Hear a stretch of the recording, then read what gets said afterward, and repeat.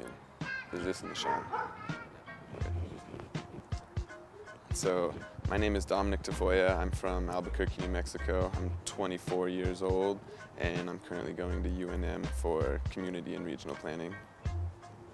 Community and regional planning is kind of like architecture, the architecture of a city, how like blocks are laid out and how dense populations are in certain areas, and also the like artistic styles that should be there. And it's kind of,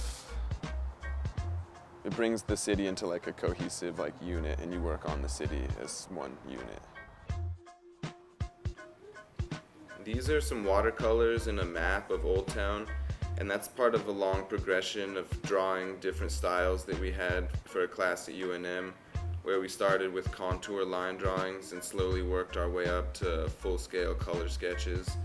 And it was just showing us how to express ourselves visually and how to be able to do that in different styles and different techniques.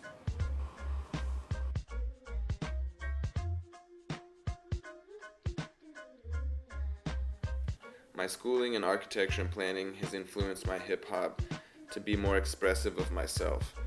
If there's anything that I can't stand in the world of architecture and city planning, it's the repetition of the same forms, recycled to the point of absurdity. So I try and keep my lyrics and my beats relevant to what I'm feeling in the present moment. And that's always a constant flux. So I'm always mixing styles and influences that I get from the outside world, you know, everything from paintings to old westerns.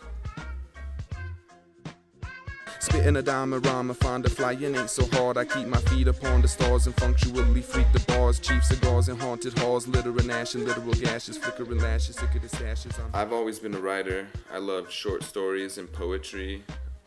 Originally, I was against the materialism of hip-hop.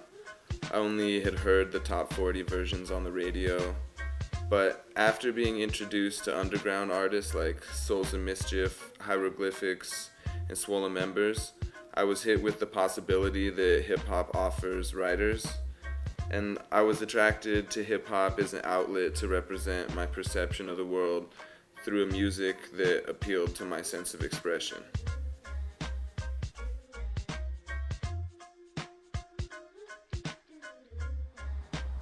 Here in Albuquerque, I'm just looking to like use that little boost that we got in Edinburgh to like bring it back and like kind of have more under my resume to get more shows and more like of a fan base, you know? Yeah, Tony D helped me shoot that actually.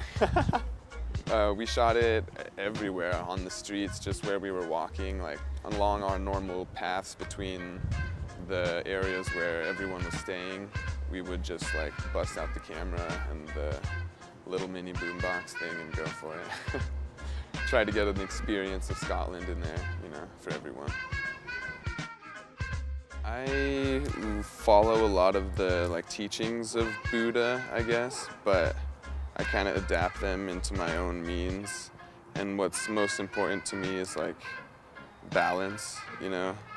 There's like a fine balance that you need to be able to find with everything that you're doing. And if you can do that, then I think you'll pretty much be happy and set as far as like a, you know, as far as something that you need to survive and to be happy. I think that's a good way to attain it.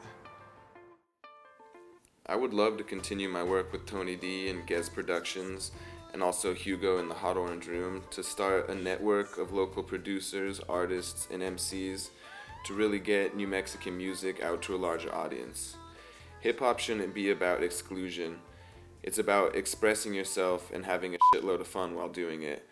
And in the future, I'd like to be playing my music for anyone who loves hip-hop and changing the perception back to a community-centered art form. Richard.